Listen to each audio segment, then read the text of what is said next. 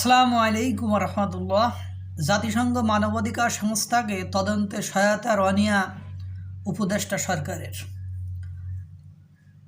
ওই যে নিজের কাটা কুয়ার ভেতরে নিজে পড়ে যাওয়ার মতোই অবস্থা। তাদেরকে অনুরোধ করে উপদেষ্টা সরকার নিয়ে এসেছিল তদন্ত করার জন্য। এখন তদন্তে এসে উল্টো এই সরকার হয়তো বা বিপাকে পড়েছে বা বিপদে পড়েছে, আপনারা শুনলেই বুঝতে পারবেন।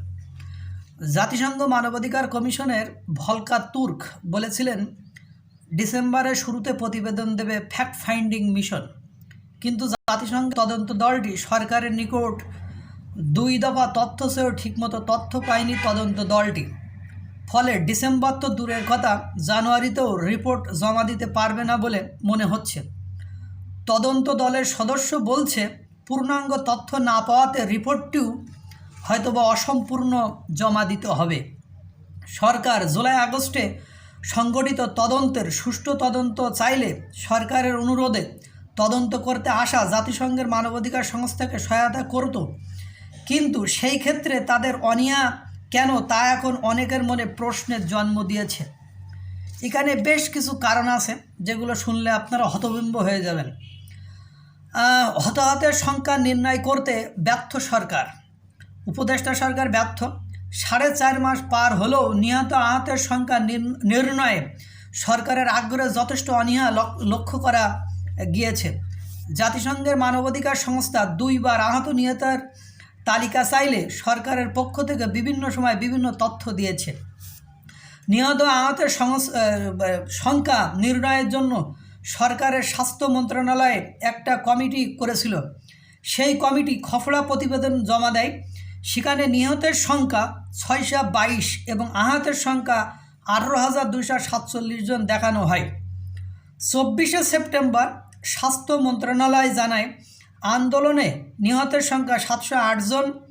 7ই অক্টোবর স্বাস্থ্য উপদেষ্টা জানান আন্দোলনে নিহত 737 জন এবং আহত 23,000। 21শে ডিসেম্বর সরকারের নিকট হতে পাওয়া সর্বশেষ তথ্যে বলা হয়েছে আন্দোলনে নিহত 858 জন এবং আহত 11,551 জন। ব্রিগেডিয়ার সাখাওয়াত হোসেন বলেছিলেন উপদেষ্টা নিহতের সংখ্যা 1000-এর উপরে। বেসরকারি হিসেবের সাথে সরকারি হিসেবে ব্যাপক অমিল খুঁজে পাওয়া গেছে। 21শে সেপ্টেম্বর বৈষম্য বিরোধী ছাত্র আন্দোলনের ছাত্র বিষয়ক কমিটি জানায় নিহতের সংখ্যা 1423 জন এবং আহত 22,000। এক সপ্তাহ পর বৈষম্য বিরোধী ছাত্র আন্দোলন নতুন তথ্য নিয়ে হাজির হয়। তারা জানায় আন্দোলনে নিহত হয় 1581 জন এবং আহত 31,000-এরও বেশি। হিউম্যান রাইটস সাপোর্ট সোসাইটি জানায় নিহতের সংখ্যা 986 জন। পুলিশ, এই হলো অবস্থা। তাহলে আহত নিহত এক এক সময় এক এক রকম রিপোর্ট, সরকারি রিপোর্ট, ব্যক্তিগত রিপোর্ট, সংস্থার রিপোর্ট, কোনো রিপোর্টের সাথে কোনো মিল নেই। নিহতের যে সংখ্যাটা দেখানো হচ্ছে, আহতের সংখ্যা যা দেখানো হচ্ছে সেই সংখ্যার সাথে কোনো মিল নেই। সর্বত্রই গড়মিল পরিলক্ষিত সুস্পষ্টভাবে। এবং সরকারি যে সংস্থাগুলো আছে বা সরকার যে কাজগুলো করেছে সেখানেও একাধিক গড়মিল লক্ষ্য করা যাচ্ছে। এরপরে পুলিশ হত্যা ঘটনার বিচার করতে না চাওয়া সরকারের অনীহার অন্য কারণ। জাতিসংঘের মানবাধিকার সংস্থাটি জুলাই আগস্টে পুলিশ হত্যার তথ্য সরকারের নিকট জানতে চায়।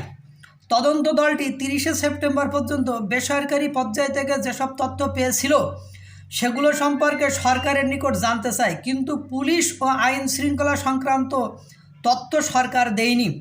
এবং সরকারের পক্ষ থেকে নিহত পুলিশের সংখ্যা 44 জন বলা হলেও সেই নিহতদের সম্পর্কিত বিস্তারিত তথ্য সরকার কোনোভাবে দেয়নি বা দেওয়ার আগ্রহ প্রকাশ করেনি। জাতিসংঘ তদন্ত কমিটি চায় জুলাই থেকে 15 আগস্টে ঘটে যাওয়া সকল ঘটনার তদন্ত করতে, কিন্তু 14 অক্টোবর স্বরাষ্ট্র মন্ত্রণালয় হতে পাঠানো এক বিজ্ঞপ্তিতে জানানো হয় 5 থেকে 8 আগস্ট পর্যন্ত সংঘটিত ঘটনার জন্য ছাত্র জনতার বিরুদ্ধে কোনো মামলা দায়ের এবং তদন্ত করা যাবে না। সরকার এ ঘটনাগুলো নিয়ে কোনো তথ্য দিতে চায় না। এ বিষয়ে জাতিসংঘের তদন্ত দলের পক্ষ হতে আপত্তি জানানো হয়েছে। মানে ওরাই আপত্তি করেছে যে কোন ধরনের কাহিনী বা সিস্টেম আমরা বুঝতে পারতেছি না। জাতিসংঘের তদন্ত দল সরকারের কাছে জুলাই আগস্টের ঘটনায় দায়ের হওয়া মামলাগুলো নিয়ে সরকারের কাছে তথ্য চেয়েছে। একই ঘটনায় একাধিক মামলা হওয়ার ঘটনা জানতে চেয়েছে। ঘটনাস্থলে উপস্থিত না থেকেও কীভাবে হত্যা মামলার আসামি হয়েছে সে সম্পর্কেও সরকার তথ্য দিতে পারেনি। যাদেরকে আসামি করা হয়েছে সে বিষয়ে লিখিত অর্ডার আছে কিনা সে বিষয়েও জানতে চেয়েছে। সংশ্লিষ্ট সূত্রে জানা যায় 1 জুলাই হতে 15 আগস্ট পর্যন্ত কতজনকে গ্রেপ্তার করা হয়েছে এবং তাদের কোথায় রাখা হয়েছিল, কারা আটক করেছিল, আটক করার দায়িত্বে কারা ছিলেন তাও জানতে চেয়েছে জাতিসংঘ।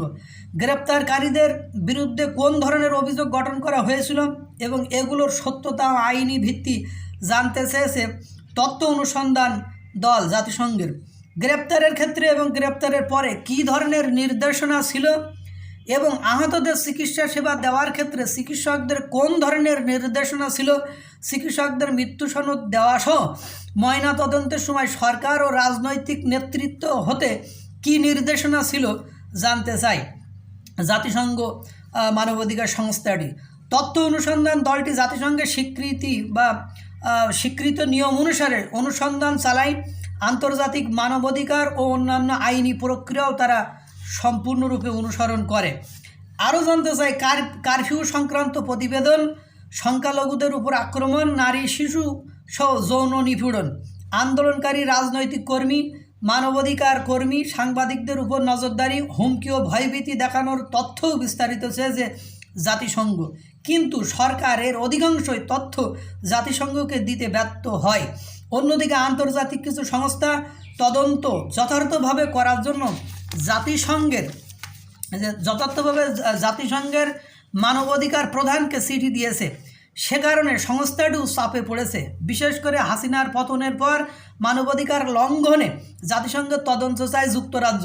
জাতিসংঘ বলছে সরকারের অনুরোধে তারা তদন্ত করতে এসেছে এবং সাবেক প্রধানমন্ত্রী শেখ হাসিনাও এটা তদন্ত করার কথা বলেছিল। এখন জাতিসংঘ উভয় সংকটে পড়েছে যে কোন ধরনের রিপোর্ট দিবে, কারণ তারা সরকার থেকে কোনো সহায়তা পায়নি বা আশানুরূপ কোনো ফলও তারা পায়নি। এ হলো অবস্থা, সব লেজে গোবরে অবস্থা। মানে আমরা কেউই বুঝতে পারতেছি না যে ঘটনা কোন দিকে যাচ্ছে। ঘটনা যেগুলো ঘটেছে সেগুলো জাতির সামনে উন্মোচন করা হোক, সত্যটা জানানো হোক। কিন্তু জাতিসংঘ যেখানে ফেইল সেখানে বোঝা যাচ্ছে যে ডার মে কুছ কালা হে। আল্লাহ তাআলা সকলকে ভালো রাখুক, সুস্থ রাখুক। আসসালামু আলাইকুম ওয়া রাহমাতুল্লাহ।